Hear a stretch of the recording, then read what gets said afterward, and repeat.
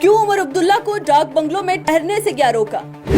तकरीब के दौरान क्यों इस्तेमाल नहीं करने दिए माइक्रोफोन? और क्या मुराद थी उमर के बयान आप नहीं रोक सकते चीन को से?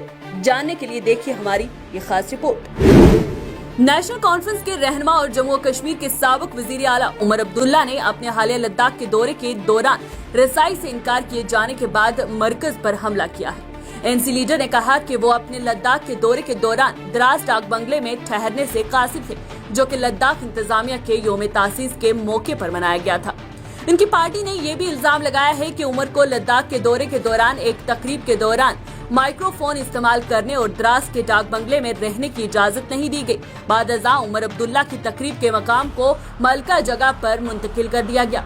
उमर अब्दुल्ला ने द्रास डाक बंगले तक रसाई से इनकार पर कहा कि कारगिल इंतजामिया ने उन्हें कहा कि उन्हें इस जगह का दौरा नहीं करना चाहिए। उन्होंने सवाल उठाया कि वो क्यों डरते हैं। हुकूमत को हज़्वे तनकीद बनाते हुए कहा कि चीन को नहीं रोक सकते हैं और ना इसे पीछे धकेल सकते हैं, लेकिन जब वो श्रीनगर से द्रास के रास्ते कारगिल जाना चाहते थे तो उन्हें इजाजत नहीं दी गई। इतना क्या डर है? वहां तो चीन आ गई। चीन को आप रोक नहीं सके, चीन को आप वापस भेज नहीं सके, उसमें तो आपकी बहुत बहादुरी नहीं। हमने जब श्रीनगर से द्रास होते हुए करगिल जाना था, आप कहते हो मत आओ। याद रहे उमर अब्दुल्ला का लद्दाख का ये दूसरा दौरा था, जिसे 5 अगस्त 2019 को जम्मू और कश्मीर से अलहदा यूनियन टेरिटरी के तौर पर तश्कील दे दिया गया था।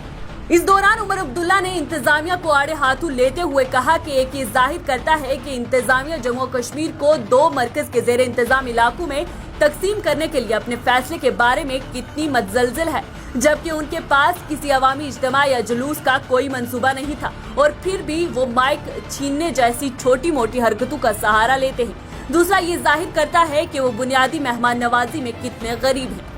उन्होंने कहा कि वो अब भी साबिक वजीर आला हैं और इनकी आला हफाजती दर्जा बंदी भी है। पार्टी कारकुनों से खिताब करते हुए उन्होंने कहा कि कारगिल और लेह को जम्मू और कश्मीर से अलग कर दिया गया है और अगर वो यानी कि मरकज करगिल और लेह के लोगों के मुतालबात पर ध्यान दे रही हैं, तो फिर वो हमारे इलाके के दौरे से क्यों मतजलजल है।